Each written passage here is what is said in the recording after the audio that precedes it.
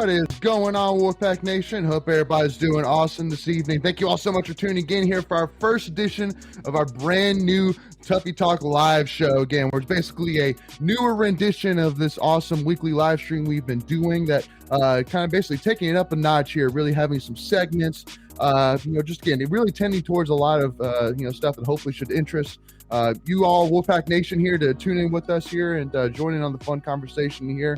So that being said, as always, Leighton Smith, making Adams, Michael Tracy, and Greg the Leg, or I don't even know, what's the last name to Greg, right? Just Greg the Leg, right? That works enough. That works for me. Yeah, that works. So anyway, y'all, as just as a reminder today, make sure again if you're tuning in here with us to again, first of all, just send us a comment, let us know who's here with us today, and also too, just as a reminder as well. So we're going to be starting off with this first show. We're going to be doing the Tuffy's weekly rewind, and then we're going to be jumping into some Tuffy tweets of the week, and then we'll finish this thing off with the Tuffy mailbag, where we answer questions that were submitted by you, the fans. So just like I said, with that being said, we'll jump into Tuffy's weekly rewind.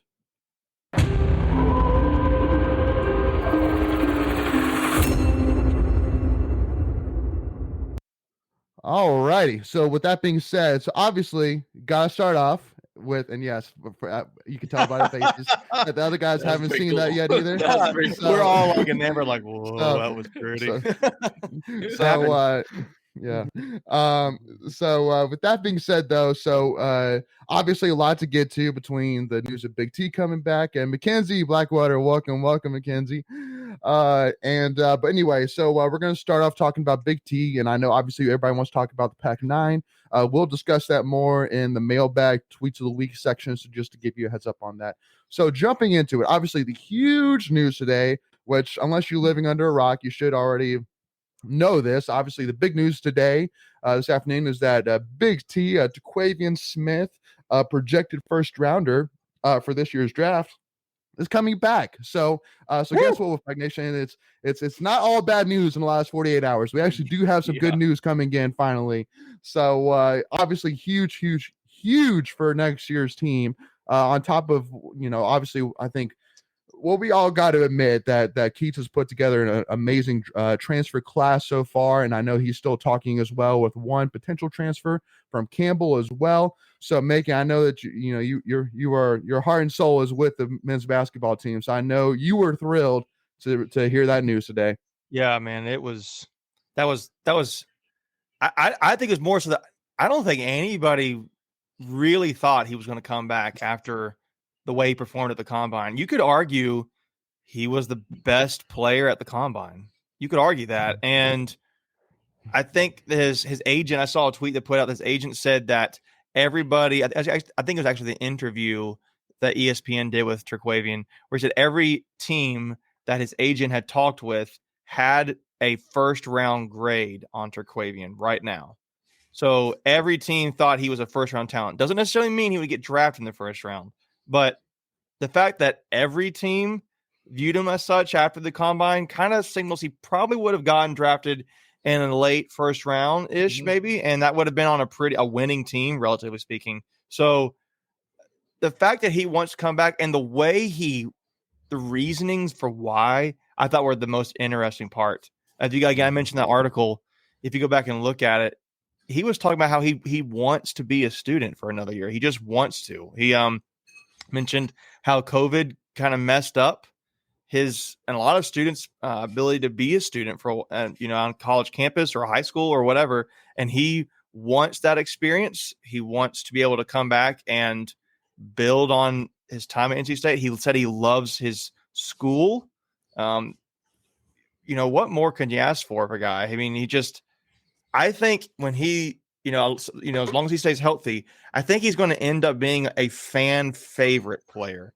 I think people will view him as a favorite more than maybe some others in recent memory, because he's basically embracing what every fan would love to see him do. Hey man, you could be a lottery pick next year.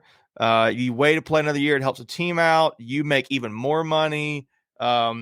So I think it's great. And what it means for this upcoming season, I'm big into recruiting, whether it's football or basketball. This is like I've said to you late before about having like a 6-star recruit because they go 1 through 5 stars, and 5 stars like a top, I can't remember the number, top 20, top 50 best player in the country, which is like all the Alabamas, Georgias, Michigans. They all get those guys. 4 stars, a lot of those really good players. This is like a 6-star, to my opinion. Like, he's proven at the college level. He's coming to NC State again. This was the biggest get Keats had to get. And I will say this, as much hate as we've given Keats, and I think as much shade, if you want to call it that, or heat, and rightfully so, I think it's been warranted. He needs to be credited for this, because getting Terquavion to come back is a huge deal. Now you have a roster with the pieces he's brought in, and you were trying to assume that he wasn't coming back. Now you add Terquavion back into the mix. I was trying to think today, and I wanted to discuss this today. What do you guys now think the starting lineup would be? Because that's a fun problem to have if you're Keats, I think. Yeah. Michael, I'm curious your thoughts on it. Oh, I mean, definitely turn the weekend around, that's for sure. But yeah, like Macon said, it is almost like getting a 6-star recruit, because you know what he can do, and assuming, I guess you're still assuming, but he can really only be better next year, with better pieces around him. You know, I think he'll be a preseason favorite for ACC Player of the Year. I don't think there's any reason why he couldn't win ACC Player of the Year. He'll get votes. Yeah. The question is, who'd be better? I don't know who's going to be in the rosters right now, but you know, I imagine Caleb Love and I feel like Armando Baycott's probably going to get the votes. Yeah, I would say. But I think it'll probably be Baycott 1 and then Terquavion 2. I think Terquavion and Caleb Love are going to get a mix of votes. Is Matthew Cleveland still at Florida State? Because he's another guy I could see getting some votes. I think he is. Sure. I believe so. I haven't heard any news of him being in the draft or anything like that. So yeah, I could see him getting some votes. I mean, Duke's got guys. Yeah, I don't really know who's on the roster right now, but yeah. But yeah, I mean. Which, by the way, too, man, the pressure on Shire heading into the season, just as a kind of a side note here. But anyway, sorry, go ahead, Michael. Yeah, no, I tweeted it out, and I said I had that tweet in my drafts ready to go when Terquavion comes back. I seriously think that, you know, I mean, it'd be a big turnaround, but I think we could be a top 5 ACC team next year. I mean, wow, I think we've got the pieces that we need. You're saying we could go from bottom of the ACC to top 5 in one turn? I mean, I'm not saying it's out of realm possibility. No. I'm just saying that's a hot take. It is, but it's you know, all of the coaches that were on the staff last year are gone, except for Keats. A lot of the players, it's going to be a totally new starting lineup besides Terquavion and that may be it. So you know, it's a totally different team. Like it's not like you're taking a team that finished last year and hoping those players improve. It's a totally new roster. Well, let me tell you one thing, though, that kind of makes me curious is the idea of Terquavion and Breon's starting together. I think that would be a really interesting duo, just because, you know, coming out of high school, the chemistry that those guys had, and assuming that Terquavion plays 2 and you know, Breon would challenge for the 1. I mean, it's a very interesting idea. Now, obviously, I think that Greg Gannon and DJ Barnes would be the 4 and the 5, but Greg, you have any thoughts on the lineup? I don't know about the lineup, but I will say, kind of piggybacking off of Macon's statement about a fan favorite, I think he's going to be one of those that we will remember because his actions spoke much louder than his words. Amen. That he came out in that article that Macon was referencing, saying that, you know, they were the first to recruit me. I committed when I was 15, shut it down for everybody else. So, I mean, he was lock and steady for the pack from the very, very beginning. So, in a day and age where loyalty doesn't always show itself, I think that in itself speaks beyond his talent, more of a human being, and you know, just respecting the process and doing things about the right way. Well, and I'm going to add this too. I think you made a point, Lane, about being more interested. It might be interesting Pass and Smith playing together. I'm going to be more interested to see Joyner and Smith play together. I think and Burns. I mean, yeah, right. My point. I'm just talking about the two guard, the 1 and 2. Yeah, I got you. Position. But you're right. Yeah, like I think the fact that I don't know if this is you don't know what the state was thinking. I think it's a fair interview question. I think Keats will actually be very open to answering this question, but I'd be curious to know what the thinking was. Like how long has he known Terquavian was coming back? Did he know at all?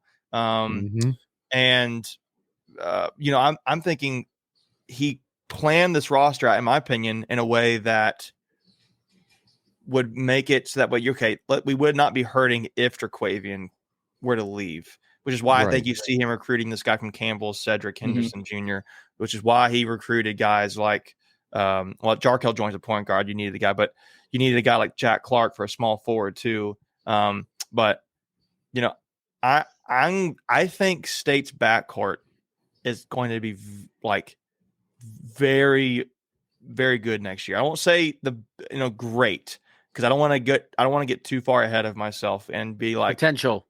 Yeah, but Joyner, Smith, Morcell, at least defensively, and then I think what you can get from Jack Clark, I think with his length on the corner shooter, I think could be very good. You're adding a lot of length now too. I mean, like we knew Terquavian. I think he's 6'4". I think I can't remember exactly off the top of my head, but let me look it up. Terquavian. He is around 6'4". I know that. Yeah, 6'4". Now the thing I think with Terquavian is one of his goals this offseason is he needs to add some weight. I can help him there. We can give him some. I can get him on my diet. But I mean, it looks like he has, at least from the combine, looks like he has even in the past couple months. Yeah. He's going to need to make that a goal, though. I think if he can get to 6'4", 185, that ballpark, I think that's very reasonable and doable. And I think also, too, he showed that he can slash and do that, but that was more Darion's and Seron's game. Terquavian shooter. I think more of an had an identity as being more of a shooter. I think he's going to need to show you that he can drive and create off the bounce a little bit more, like create off the bounce and hit a post up or like a jump shot. I think if he can do that, add some weight, I think he's going to be a very high pick next year. And I think State's going to be in a very good position. I'm excited. I mean, I'm excited about it. We haven't said that all this past season. Yeah. So I feel like that Michael Scott meme where he's like, no question about it, I'm ready to get hurt again. That's what I feel like right now. So, yeah. So let me shout out real quick to some of the comments here. So first of all, saw Russell said great to have met Leighton Saturday night. Yep, met Russell at the Pitt game, the AC semifinals game. So great to meet you, Russell. Ro Jamie says we needed that info, aka the info about Big T coming back after the weekend. Yeah, we did. Yes, was great news for sure. And Ro James also mentions the point that you mentioned, Greg, about the kid has loyalty to the school that we haven't seen in a while, and absolutely love to see that. It's a breath of fresh air for sure. And then Nicholas Lapointe asked, do we know his major? Do you guys know his major? I can look it up real quick. Yeah, I tried to do like a quick look real quick, and I couldn't find anything. But and then James says the only news that would make me happy is that the NCAA scheduled a play-in game for the NC State and Ole Miss, and that would be nice. We can go there in a few.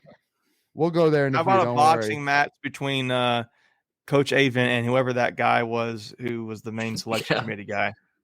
Oh yeah, the AD from Army. How about a boxing match between those two? That would be more fun. What was his name? Bundy or something like that? Yes, it was Mike Bundy. But he's an Army guy. I don't know if I'd want. I don't know if I'd take Avon in a boxing match. Well, it's a risk we're fighting for, right? Hey, Avon's gonna fight for it. So that's the thing you know about Avon.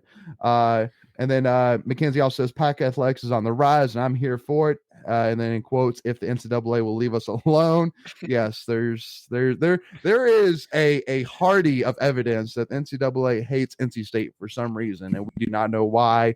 We do not know who slapped who. Like there has to be something. Like there's just no other explanation. And And then James says, "I'm not here for any Tommy transfer talk." And okay, if you say so, James, and we will go ahead and say, we got to just go ahead right now. Just go ahead. We'll just say right now, yes, there is a rumor going around right now from a guy that has one account that has like 20 followers. 10. Don't even give him all his credit. Okay, 10. sorry. 10 followers that Tommy is looking at transferring. So just pump the brakes on that, folks, and let's it's not a very reliable source. Let's put it that way. Yeah, it's not a very reliable source. Just pump the brakes on that a little bit. And then Mackenzie says that her money's on Avent. I like it.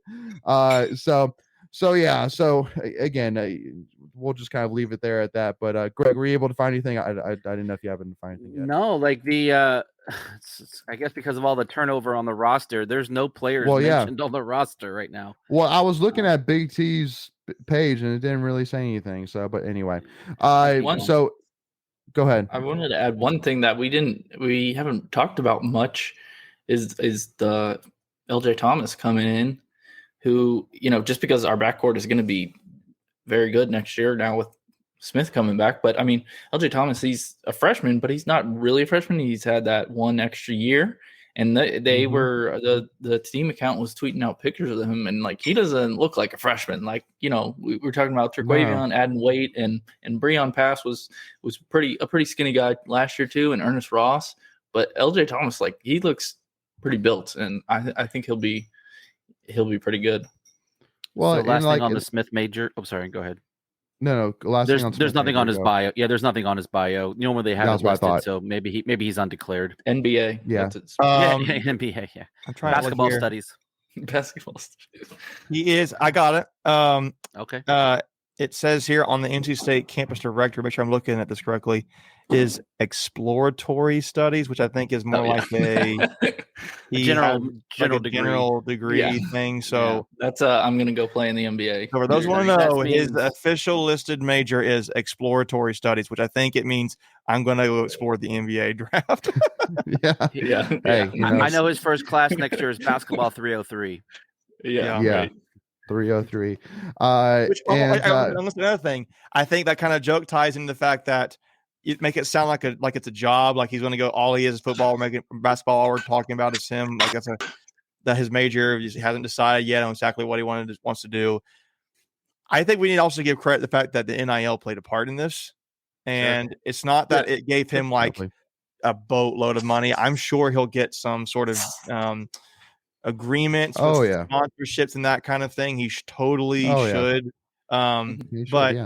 But I think this is where the positive side of the NIL comes into play, because you're not buying players from other schools. You're basically rewarding the players who are already here to say, look, there's more of an incentive to stay, and we will take care of you. And if the goal is to make some money and make big bucks, well, we can give you something that kind of hold you over, if that's one way to put it, or to help you, be stable, and then go make the huge bucks later. So, well, that's why I think that the NCAA should step in and find a way so that way you can use. I know this will probably never happen, but like my line is that I have no issues with NIL when it comes to keeping players around, keeping them at school. But the issue I have is when you start buying players, like when it comes to who can give me the most NIL money. That's when I have the issue. So it's like, that's and the tampering. Anyway. Jordan Addison.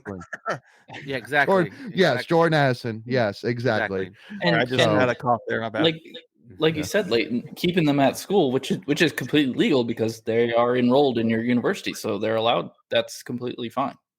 Yeah. Well, especially too in a sport like basketball, which because my wife and I were talking about this because she was like, so why? Because she was like, Tommy could go to the draft this year, right? I was like, well, no, baseball is actually just like football where you have to stay 3 years. And she's like, well, why isn't it that way in basketball? I'm like, it's a good question. So that's where it's kind of like, with basketball, it's like, well, I mean, if it takes, saying, hey, if you come back, we can have some, NIL deals set up for you, then hey, so be it. Then if it means they can get some extra money in their pocket to support their family or whatever and get an education, play college basketball, it's not ideal by any means. I know that all of us out here are saying, that the degrees should be for, and obviously you look back at the history and obviously in the history's past, education was enough, but we're not in that world anymore. Unfortunately, it is what it is. It's the world we live in now. So, but so jumping right over here, I wanted to make sure we jump on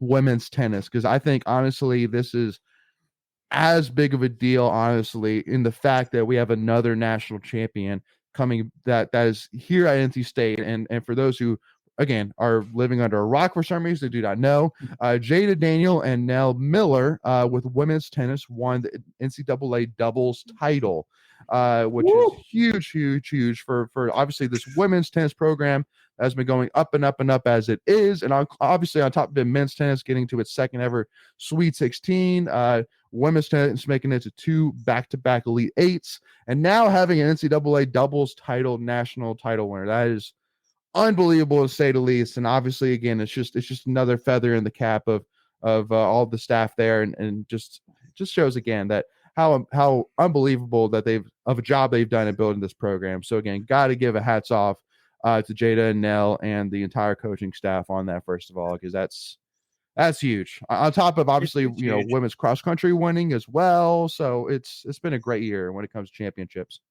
I mean, my thing too is, this is I don't think fans really pay attention to tennis. I don't think they really pay attention to golf. I don't think they pay much attention to even like volleyball. I mean, that's like these guys just won a national championship, and they should be celebrated and lauded like any other sport winning a championship. They should go, I don't know, saying having a parade down Franklin Street or whatever. I mean, not Franklin Street. Woo, forgive me for saying that. Hillsborough Street. Whoa. Sorry, guys. I don't know what I was thinking. I think I just saw somebody's name on Twitter named Franklin pop up. My bad. But golly, oh man, I'm gonna need to wash my mouth out with stuff. Can we mute his mic for 5 minutes? I'm so sorry. Gorman Street, and get those names in my mouth. But they deserve to be celebrated, and it's a huge deal. Maybe this will get fans more invested in the program and go watch. But this is history, guys. Was it in the fall or spring? Last year we had the girl from Cary on the track team won the national title, and I can't remember what it was. She's the coach's daughter. I can't remember her name. And then you got these guys winning it for the women's tennis and doubles. Now we got to go get football to win next season, right? And hey, knock on wood. Yeah. Well, and the crazy thing too is that Nell is a senior and then Jada is a graduate student. So I mean, they pretty much went out on the top, and they really helped this program so much and left a legacy that, I mean, should never be forgotten for sure. And by the way, making Road Jamie's calling you out on Franklin Street, but it's okay. Well, here's the thing. Maybe let me put it this way. Maybe they should go parade down Franklin Street and show up the national championship. Yeah. So maybe I can make it kind of like twist this back around and be positive. So I just want to. I want to see the sign on 40. Exactly. Yes. That ticks me off so bad. Oh my gosh! Believe me, I have to see it every time I come to North Carolina. Doubles national championship. That would be nice. Yeah. Well, we're gonna have to deal with it because they just wanted to stoop another lacrosse championship. Yeah, so that sign's gonna stay up. So it bugs. Every time I come into the state of North Carolina on 95, I just want to come at the middle of the night and go with a saw and just take it down and just don't. You'd be funny prank because if somebody got a sign up that had the same kind of metal and put home of the 20-year NCAA fraudulent classes, that would be hilarious. It made it look really official, and then until nobody noticed it until somebody reads it wait a minute, that doesn't look great. Right? Yeah, that'd be awesome.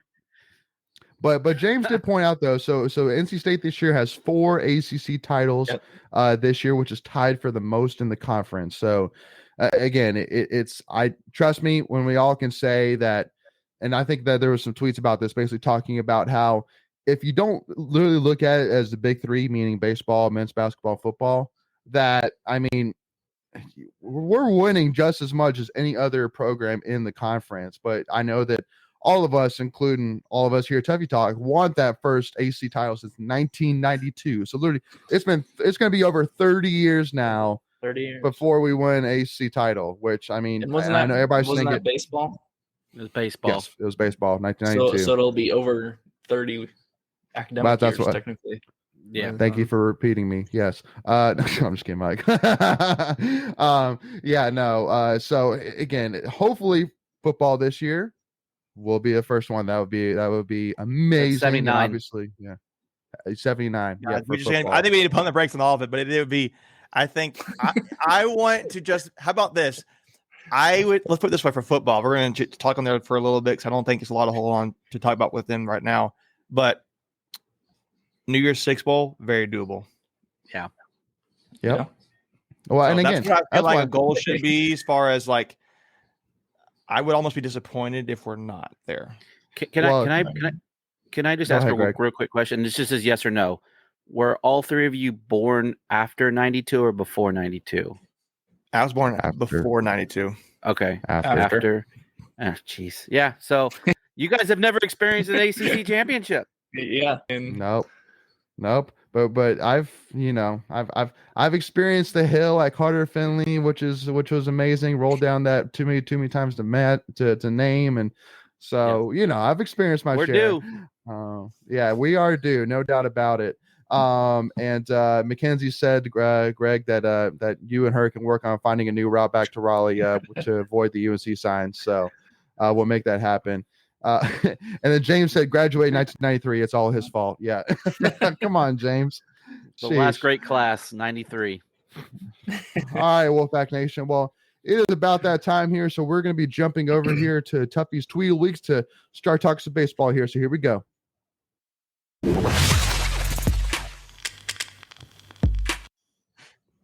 All right. So with that being said, we're going to get started here with our tweet of the week from Alex Sawyer, and I thought this would be a fun one to start off with here. POV, you're a baseball that just got smoked by Tommy White. It's a picture that he took of him in the right field, basically from right field. POV is point of view. For those who don't know, point of view. Yes. So, and I'm saying this more too for the people who are listening to us. Those born before 92. Yes. For all the noobs out there. Yeah. So obviously, even with all of the, talks going on, whatever it may be, obviously got to talk about Tommy White, obviously breaking the NCAA freshman home run record, which is, it's a record that stood for over 32 years, right? 32 years, right? So again, just the year that this dude has had, it is unbelievable. And we've said this before that, if he kept on this trajectory, even, because again, he has to stay for 2 more years. If he stays on this trajectory, he could leave here as undoubtedly the best baseball player to ever leave NC State. It's just, again, he could just literally crush every record. Cotton, though. That's at least position player. At least position player. I'm just saying, like, he could literally break NC State's home run record after next year. Assuming we make it to the postseason. Next year, that's what I'm saying. But here's the thing: you can't. Right, so, I almost. There's a question I had with my dad this week. Do you think it's fair to assume that you should see the same performance next year with Tommy White? I don't see why. Not. Historic. The odds are like. Is it more? I feel like it's more. But it's not luck. It's skill. Dip. He's just that. I know it is. But my thing is, so it's like that's what I'm getting at. This is historic. Nobody does this, but he's a freshman. He's like hitting a home run every other game.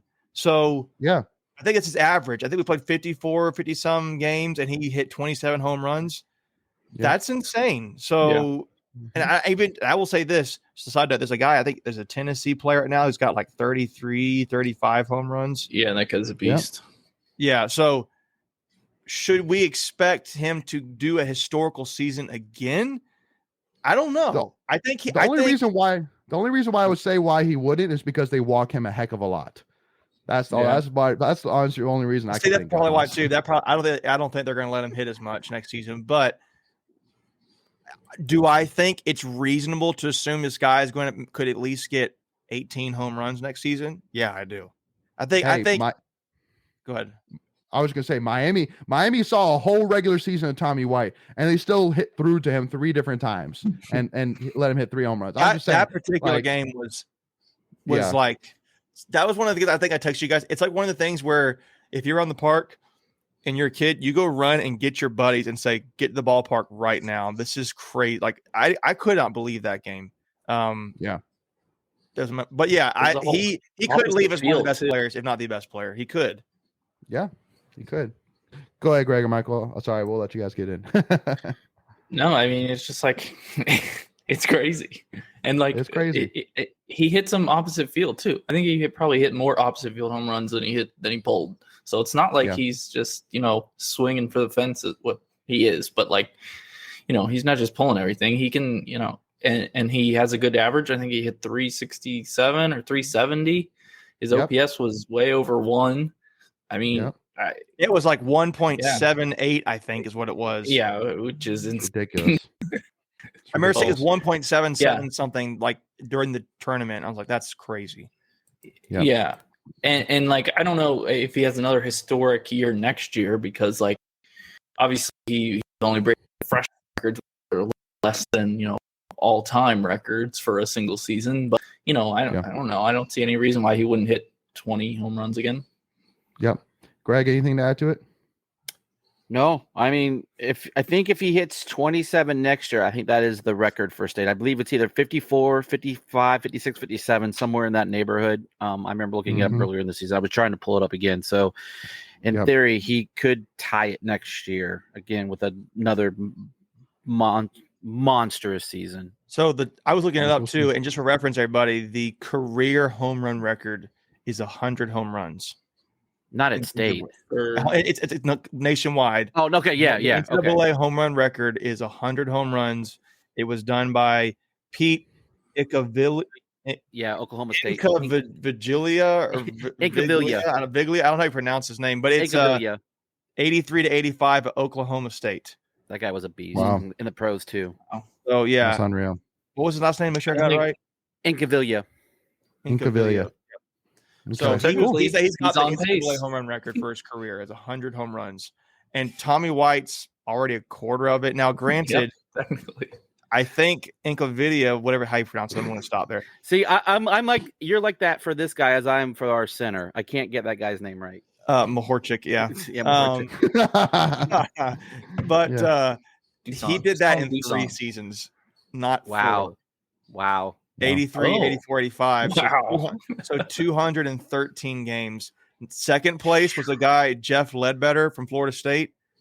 He played from 79 to 82, which was 4 seasons, 262 games. So he basically was averaging 34 home runs, 33 home runs a season. Yeah, that's insane. Yeah.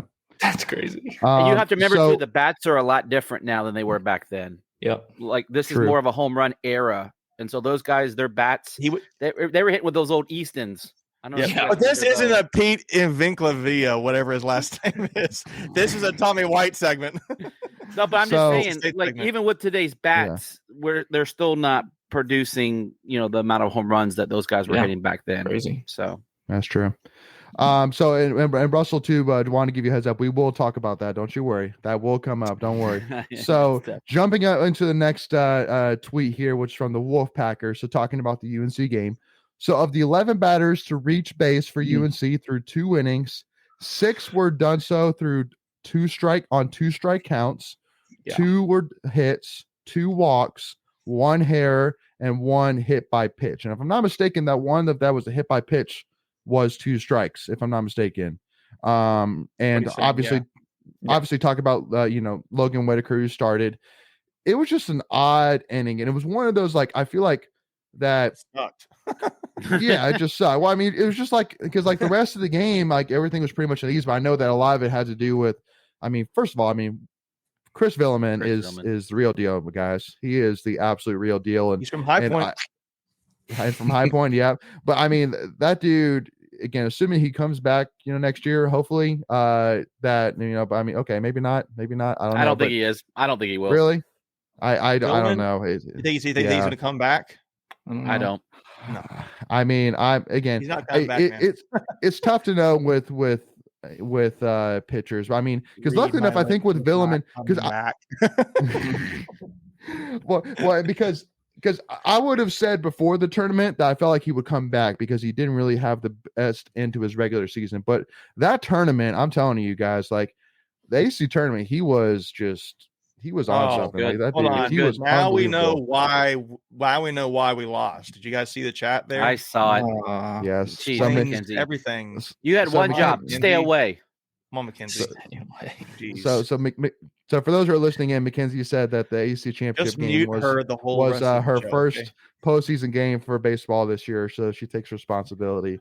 And I mean, just again, I know that that's kind of one of those things like, well, yeah, if ifs and buts were candy and nuts, everybody would have a great Christmas. But it's really like if you take away that second inning, then it's a whole different ballgame. But Christmas? Just that, yeah. But again, it's just that one. Can you second pull up that tweet one more time? Is that possible? Yeah. What you got? So if you just look at that, right, that whole inning is the epitome of our season, right? Yeah. Like we're one pitch away. We just can't get a punch out. We can't get a defensive stop. We hit a guy when like the bases are loaded. Like, I mean, I don't know how many times we've walked a run in this year with the bases loaded, multiple times. It's just we're just one short from getting out of it and then going on to the next inning and then potentially winning a game. Yeah. I don't disagree with you. So again, it's a frustrating thing. And we'll talk a little bit about Avon here, but it's frustrating that since 1992, we've been to the championship game 8 times and have not won any of them. And, in a game, especially like baseball, where every baseball game is pretty much a coin flip. Every baseball game is pretty much a coin flip. Basically, sometimes you just have to have things go your way. And for literally things not go our way 8 times in a row is just I'm pretty much convinced that state baseball is cursed in championship games. There's no other explanation. You lose 8 baseball games in a row with a championship on the line. That's my only explanation. No, I thought it was 7. I thought it was 7. This year made it 8. Yeah, this year made it 8. But to your point, Leighton, the law of averages has to work out, right? Like eventually one would think that. One would just think that. Yeah. Yeah. And all we're asking is for one. We're not being greedy. One. We just want the one. It'll happen. It's just a matter of when. Because I mean, because hey, again, it's the law of averages. NC State said people said the same thing about NC State beating Clemson in football. It happened. It just took a while. And I think that what is bewildering is that in the case of the football, Clemson was head over heels at times talented than NC State. In this case, NC State's one of the more talented teams. Now, granted, NC State this season was not as talented as a lot of the other teams, and UNC was the higher seed. But how many times have we been the higher seed and we just have lost? So that's what's different about baseball. Now, and also I will say baseball, it's a lot easier to or football's a lot harder to get a win in because it's more of a truly a team unit effort. I feel like baseball rides a lot like the pitcher's almost like the quarterback kind of right on there. Yeah. So I said that and I feel like I did a disservice. Baseball is a team, especially on defense, but I think you get what I'm saying. No, you're right. It's matchups, left only right, shift, not shift. I mean, there's just so many different dynamics to it. So, but it is an anomaly. It is an anomaly, and I think it's going to be a matter of time before State gets there. And in my opinion, I think it's still a matter of when Avon gets a championship. He just needs to retire. That season, just retire because you've broken you say the curse. I don't think anybody's saying there is a curse, but I think they're starting to think that about baseball. So, yeah. And to even go further, are we going to talk about the whole NCAA thing? We're getting there. We will. We'll get there. Don't worry. We're moving our way along the weekend here. Don't worry. Leighton and I didn't wear black for nothing. Yeah. So We'll jump right into it though, because I wanted to bring up this tweet that Andrew Snitker brought up saying this NC State team turned over all but 2 spots in the lineup from last year, lost Highfield for the season pretty early in the season at the Clemson series, by the way, just to remind you, still got to the ACC championship game and is going to a regional next weekend. Yikes. All right. Well, we could have scratched out the last one. Not age well. Anyway. But how it started, how I it still ended. want to. It's almost like Andrew, pump the brakes. Well, and keep in mind, obviously, this was on May 29th, so this was on Sunday. So obviously before he wasn't the only one though. Jonas Pope. I mean, we all thought that we were going. So But the point still, I wanted to point out that obviously, in all retrospective things, it was a very good season. Now, was it great? No. I mean, but I mean, for us to even be in the AC championship game with losing our ace pitcher, with losing 7 of our 9 batting, batters from last season, it was. I mean, it was overall a good season. It was a lot to make up. It was a ton to make up. And again, any team losing their ace pitcher, you're going to have a hand to hide behind your back. So, again, just got to give a hats off to Logan, to Matt, to Chris, to the pitching staff for really stepping up. And Kanan Silver, got to give a shout out to Kanan Silver for his performance too. So a huge shout out to the pitchers, pitching to the bullpen really in general for stepping up in a tough situation. So I just want to bring that up. But now we will jump into it here. So the Wolfpacker came out with a tweet saying the NCAA committee chair suggests it came down to NC State and Ole Miss for the last spot and noted final 10 games. Ole Miss was 7-3, NC State was 5-5, and Ole Miss 2 series wins in a conference play over NCAA teams and states won. Also noted NC State's non-conference strength of schedule.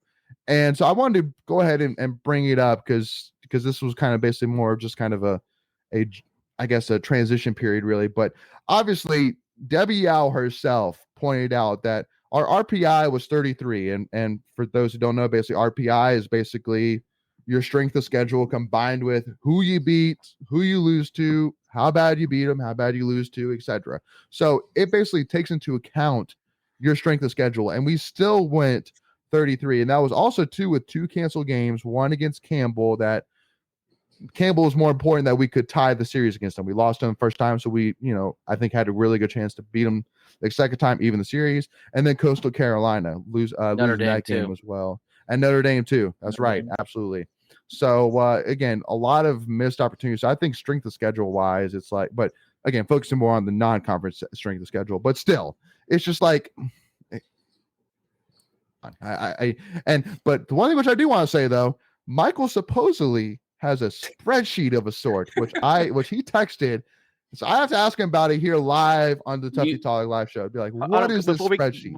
Macon and Greg, you guys go first because I need like 5 interrupted minutes. I'll explain it all. Okay. Here's the only thing I'll say for right now. I think, honestly, one of my first thoughts was that I was really disappointed for the guys that are the seniors. So like Devontae Brown, Kanan Silver, JT Jarrett.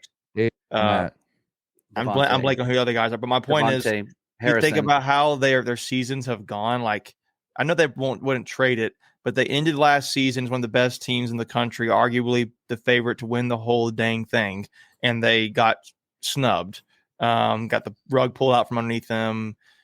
Terrible way to end that season. Then they come into this season, they're the leaders. They get through the season, they get told that they can, if they got to get the AC tournament, they have to win a game or 2, and they have to be sure they're in.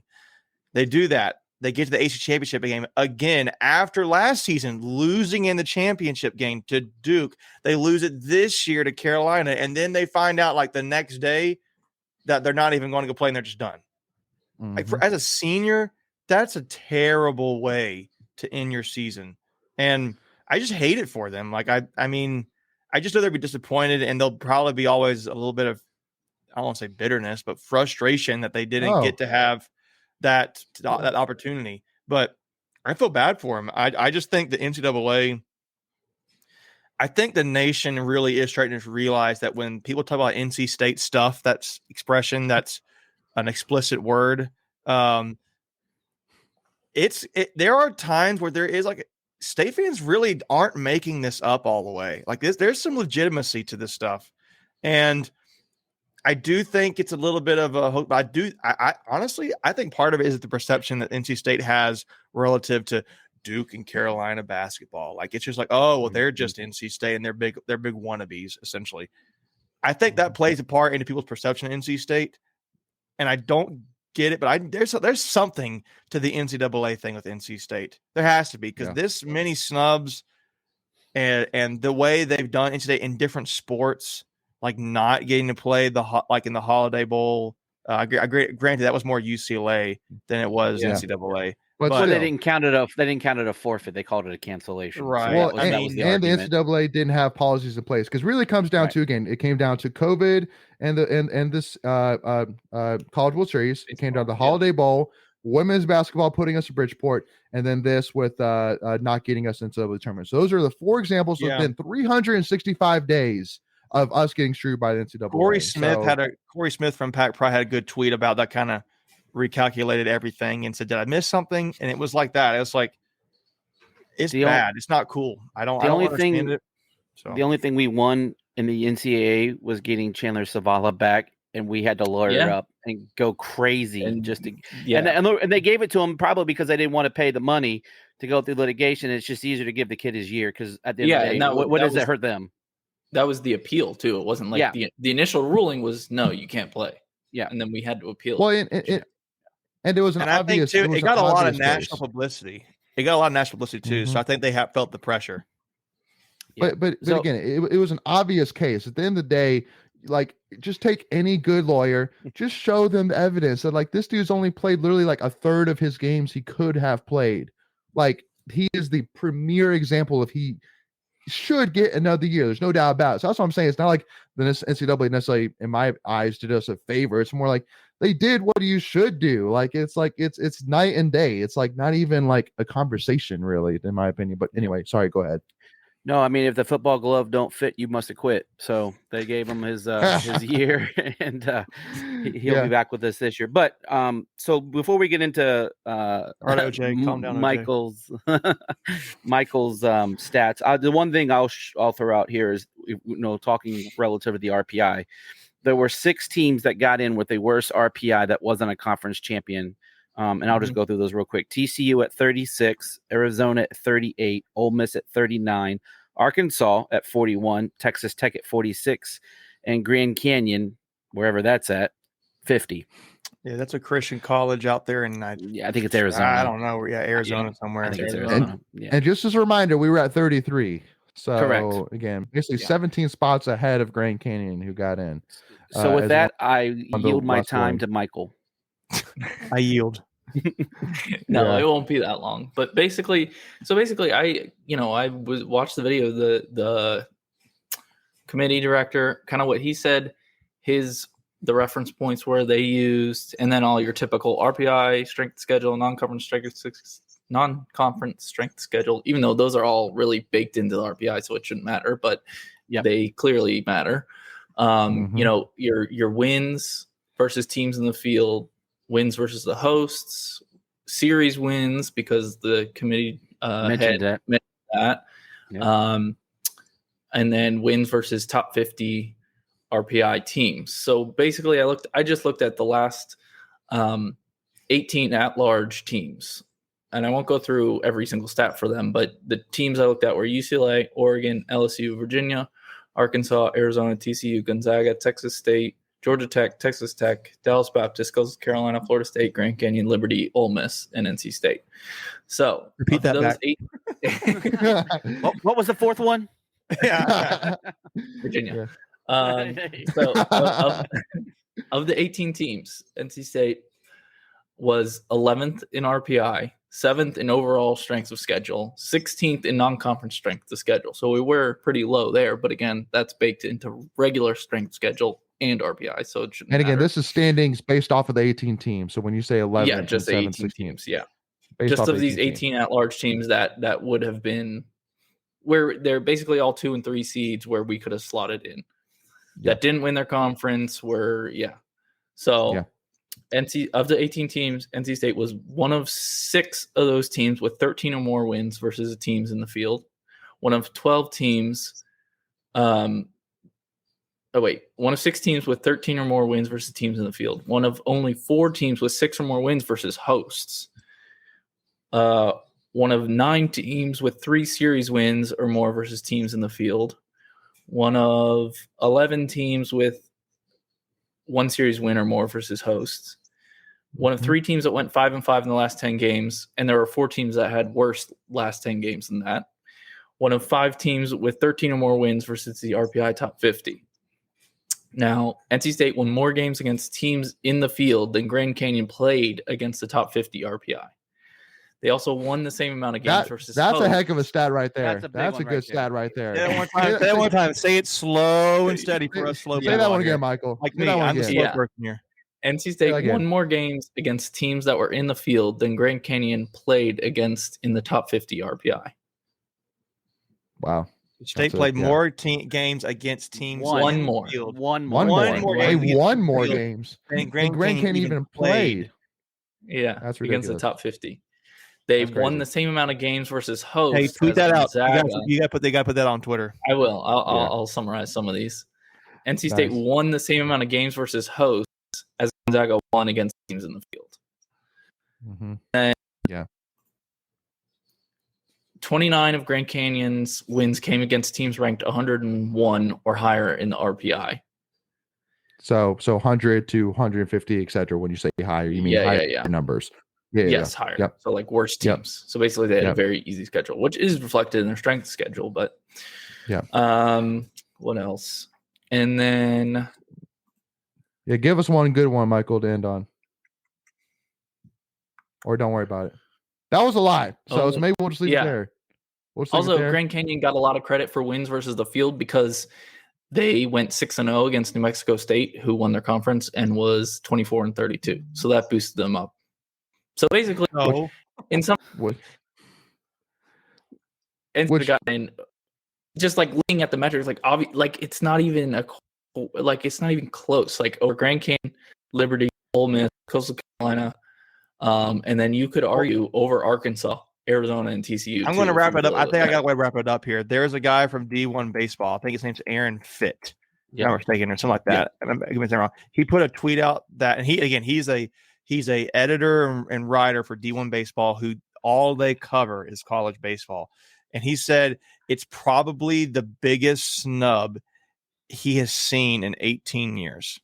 Yeah. Is NC State not getting in this year to put a button on it or put a bow on it. It's probably the biggest snub and the biggest omission of a NCAA tournament worthy team in his 18 years of looking, almost 2 decades. The last stat I want to throw out there is we were 4-2 against the top 8. Right. Yeah. So sweeping ECU, winning one game against Virginia Tech. How many quad 1 wins is that? Yeah. And then beat Miami. So yeah. So yeah. And then to touch base on Russell's comment in terms of how do we handle this? What do we do about this? And the only thing which I think we'll say before we begin, we want to fight. No, but we need to jump into the mailbag here in a little bit. But obviously the easiest answer is that we got to get representation for the ACC in that committee. There's no reason the ACC should not have a representative in that committee. That's on Jim Phillips. So that's on Jim Phillips. That's got to happen. And then for us, when it comes to us, I don't know what you want to say. We just got to handle our business. At the end of the day, even though it's cliche to say, it's like, next year, just win the AC championship. If you win the AC championship, then you're guaranteed in. They can't not let you in. Or you're like, don't put stuff on the bubble. It's cliche to say it should not come down to that. But at the end of the day, that's the only way to know for sure that you're going to make the tournament. That's kind of where we're at with that. But anyway, yes, obviously you win you go undefeated, you'll win the national championship. That's like an easy way to say it, but it's like, only so many teams can win their conference, and then but the point was that we really shouldn't have been on the bubble. Like all those stats mentioned, we were either near the top or in the middle of the pack, and somehow we were the last 4 out or first 4 out. Yeah. So if I can make 2 quick points before we get just real quick points. One about the representation on the board. It's drawn really weird. It's done by regions and by like FCS and FBS and all of that, because the baseball is so large. It's so it covers both the FBS schools and the FCS schools. So they have it really weird. But to your point, I think all the Power 5 should be represented in their conferences, at least one person. You can still cover the FCSs but it's done by division/region. So it's a really weird, and they're nominated for multiple years at a time. So this might not be something we can fix right away. It might be still a couple more years. And then the last point I'm going to make is props to all the ACC coaches that did, in my opinion, more to stand up for NC State than NC State did for themselves. And I'm going to leave it at that. You can take it however you want to take it. I thought their statements were much better. I just thought their statements were much better and I'm referring to Louisville, FSU, and even that blue school. Well, I think our statements was more of a politically correct statement. Yeah. Right.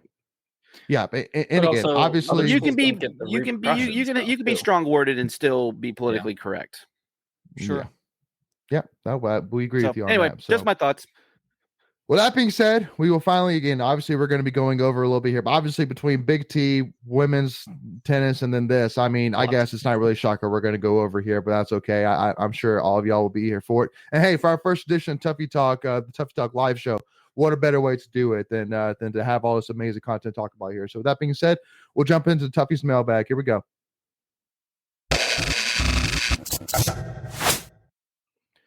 All right. So the first question comes in from the Oral here. He brings up saying, I love Avent. Most of Wolfpack Nation loves Avent. But is his legacy a bit tarnished without a title? I'm not saying it should be, but would like a discussion. And I'll tell you, Rusty, this is a conversation which, is unfortunate we have to have it. And obviously, this was something that even before we went to the World Series last year, when we first started Tuffy Talk, that we brought up saying, it's tough, for Avent that he's been to 6 AC championship games before this one, and he hasn't won one. Because in day, I think James Henderson from Inside Pack Sports said best. At the end of the day, you have to hang a championship banner. Eventually, you have to hang a championship one. If you've been here for as long as you have, eventually you got to hang one. Now, at the end of the day, I will go ahead and say again, you're not going to fire him. At the end of the day, the road is going to be, he is going to stay here for probably a couple more years, and then he's going to hand it over to Coach Hart, and that's how it's going to go. It's not going to go any other way. You're not going to fire him. It's not going to happen. So we'll go ahead and say that. That is factual. That is not a discussion. That is factual. So, Michael, Greg, I'll leave it open to you guys. I don't know if tarnished is the right word. Yeah, not tarnished. There'll always be a but if he doesn't win one. It's like won 900, probably get to 1,000 wins, and coach for 30 plus years. That'll be in another couple of years, but he never won an ACC championship. So I don't know. Yeah, but before I let Greg, you guys jump in, I do want to bring up James's comment here where he said, can somebody hug Avent though? See how much pain can one person endure? Avent deserves every drop of good fortune we can find. Will always be my favorite. That's my coach. And absolutely, again, I mean, you got to give the man props for, first of all, how he handled the College World Series last year. I mean, how much of a leader he was for the players, how much, he really tried to be that shining light, really trying to be that beacon kind of deal through such a tough and awful situation to get basically your season pulled right out from under you, right when you're really, there's no doubt about it, you were the hottest team at the College World Series, and it's not even close. You were the hottest team. You were on a direct path to winning it all, and you got pulled right out from under you. So again, that's why, to me, I agree with Michael. You cannot say tarnished, because at the end of the day, he's been to 2 College World Series. Last year was one that nobody saw coming.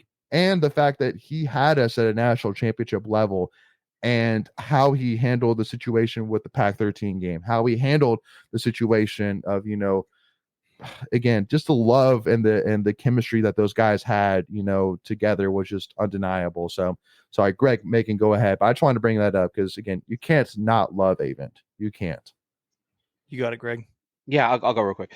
I mean, yeah, I don't think you put a but. I think you put an asterisk maybe. Like, I don't like but kind of has a negative connotation maybe. But the man is everything that we want from State. He's first and foremost a State guy. He's a State graduate. He's a State fan. He's practically best friends with David Thompson. I mean, he talks about DT all the time. He does everything in a class way. You've never heard any problems within the program, scandals, probation, nothing like that. To your point, Michael, he's going to probably have 1,000 wins. And no, I wouldn't say tarnished. Maybe a little disappointing, but I put little in like bold, like a little disappointing. Because he's done everything right. I mean, you can't argue with the man. He goes above and beyond. He's very, very approachable to the fans. He bleeds red and white. So for me, I would never say tarnished. I'm actually disappointed for him, not for the fans. Yeah. Which is that is unique. I feel like, Which, I mean, I do want to give, though, a shout out, though, to the fans, though, because the fans this weekend were unbelievable. I mean, the support, I mean, it was sold out. It was, and because somebody actually asked in the questions, which I just thought I'd just kind of bring this up as a side note, but for the so for the pick game, it was 99% NC State. It was sold out. It was pretty much all NC State. And honestly, the only reason why all those fans probably didn't come back for Sunday was because it was noon and people going to church and, couldn't make it up, go in church and then get into the games. This was at noon. But I mean, it was still probably, I said about 65 to 70% at least NC State still. And it was blazing hot. It was so freaking hot at the game. So again, gotta give a huge shout. So, but I mean, so I see what you're saying, Greg, in terms of then you feel for Avon because he deserves to win a championship. I mean, I do want to give a shout out to the fans as well, saying, I mean, again, the support for them this weekend was unbelievable. So, but go ahead. Sorry. No, I'm good. So again, I will yield my time now to Mike. Macon. Yeah. No, I don't think he'll be tarnished. I think you all made great points. I think he's going to win one. I think he's been too good, and it's going to happen. I just think it's a matter of time. But you could argue if he doesn't, which I do think he's going to. Would he be considered and have the same? You mentioned a great point, Michael. But there'll always be a but. Would he end up being in a similar conversation as you see some of these NFL quarterbacks who were all-time greats, but just never got that Super Bowl? Phillip Rivers. Right. He is loved. People consider him one of the greatest quarterbacks who's ever played. But there's still the discussion if he's going to make it the Hall of Fame. Personally, I think he's going to make the Hall of Fame. But my point is, Avon's going to be considered the greatest baseball coach we've ever had until somebody does something as extraordinary as what he's done for the last 30 years. Mm-hmm. But it's going to be like, he just, is he, when you consider the weight of a championship or some hardware, he didn't really have any of that. He had none of that. So where do you rank him against some of these other baseball coaches that have done it once or twice or multiple times? Like, I think you wouldn't say that the coach at Duke is better than Avon, I don't think right now for baseball, but how many has Forbes won? Forbes for UNC. He's he new. Just a person? He's new. He's just brand new. He was the assistant. Okay.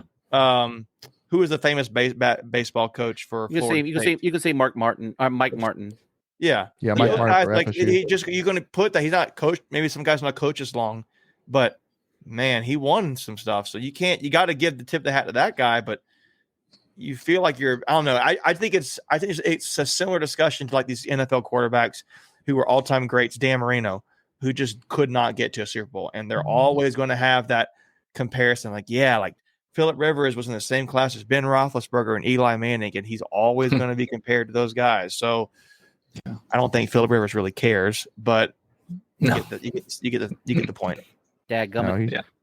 He's got too many kids to worry about. He's got much to worry about. Got 9 kids to worry about. He's got 95 kids and counting. Yeah.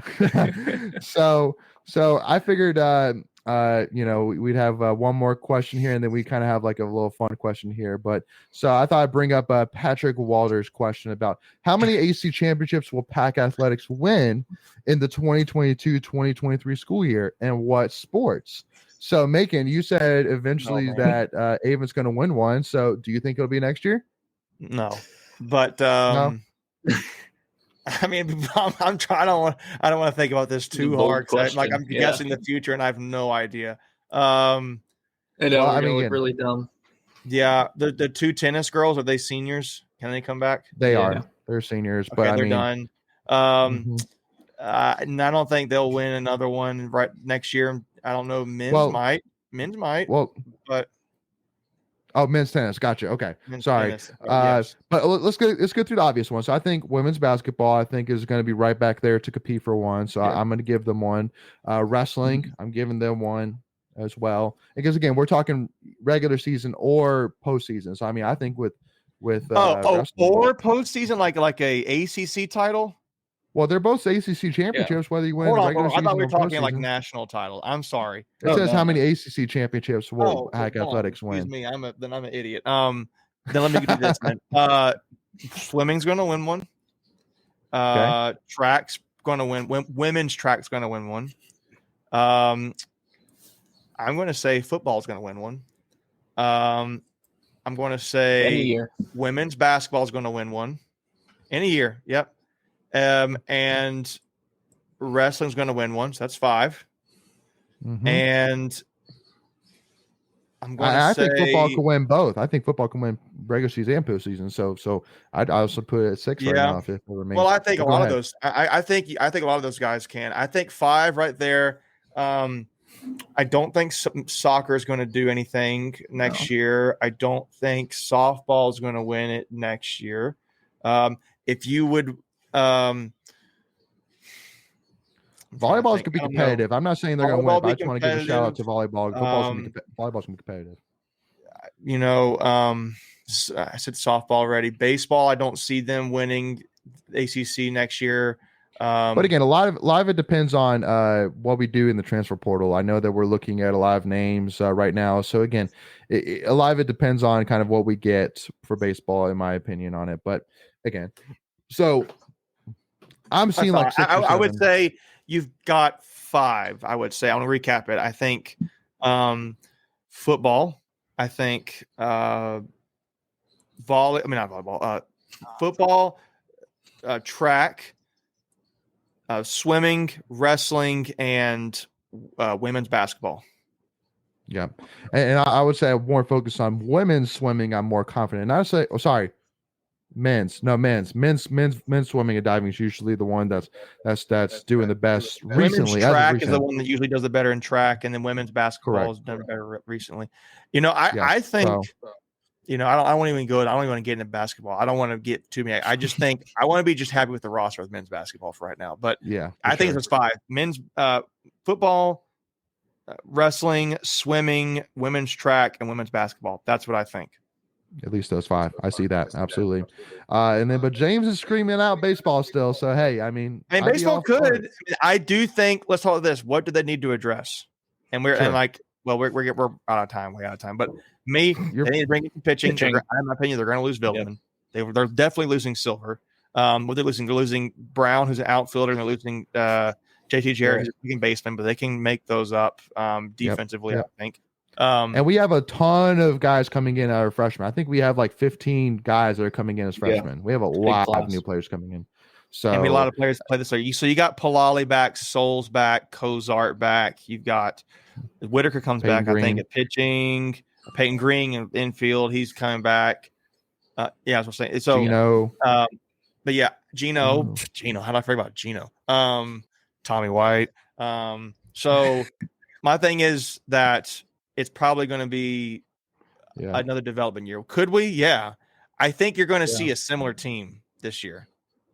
I think if they can get one big arm in the transfer portal, like Willetton and Whitaker they'll be better next year, and Highfill obviously will be good. But, like we saw this year, one of them goes down and you're in a tough spot. So I think if you can get one big arm in the transfer portal, I think that'll help out a lot. Got to build the depth in the bullpen, absolutely. And then Devin asked the question, do you think if State would have beat Wake Forest at least once, do you think they would have made a tournament? Who the heck knows, Devin? Who the heck knows with the NCAA tournament? I mean, do we think so? I think because that guy was the main reviewer for him, and he played Wake Forest, he probably would have given us a demerit for beating Wake Forest. Demerit. Actually, Wake Forest, you got to win 5 more games. I mean, I thought we were.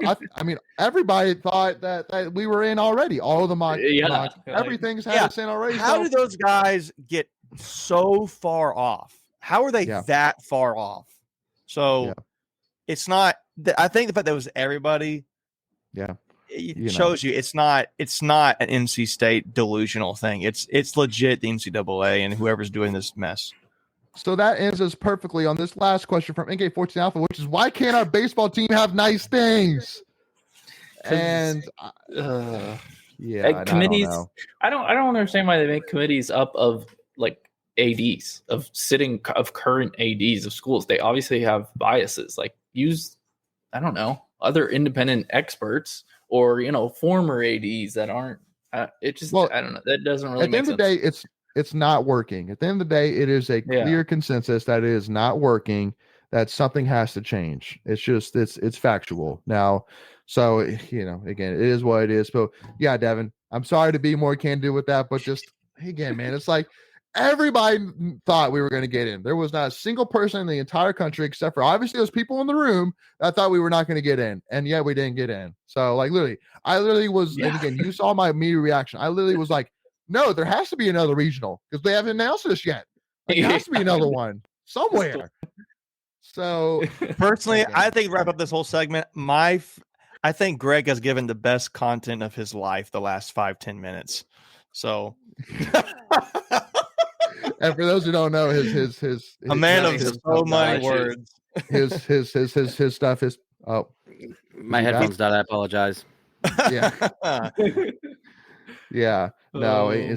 So again, it was rough. But again, first of all, the one thing which I do want to go ahead and ask is, first of all, I hope that you guys, first of all, enjoyed this new format. Again, we're going to be adding some more stuff in. We do have plans to add more stuff in even before the next show. But again, we just want to kind of take babies, a big step first to start off with the first one, but then we'll take little steps as we go here. So it'll continue to get better. So first thing I want to ask is, if you don't mind, those who are tuning in with us, to share this with your family and friends, share this on social media. Again, we would love to have more NC State fans on here with us again, being a part of these conversations, having some fun, just kind of getting it all out here, especially, obviously enter the dead period here where things are a little bit slower.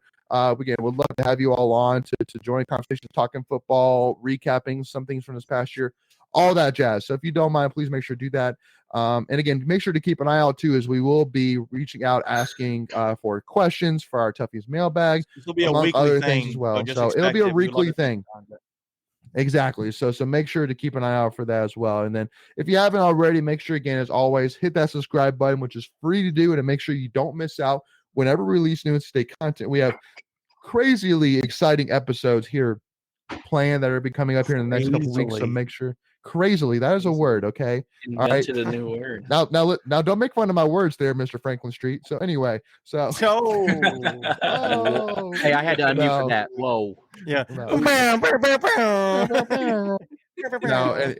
Anyway, but yeah, so again, make sure to do that if you haven't already. Again, also to hit that like button if you don't mind as well, so that way YouTube will put this Tuffy Talk live show in front of more NC State fans who could see it after it finishes live here, and also to give us a follow, Tuffy Talk now on Twitter and Instagram, so you do not miss out whenever we release any of this stuff.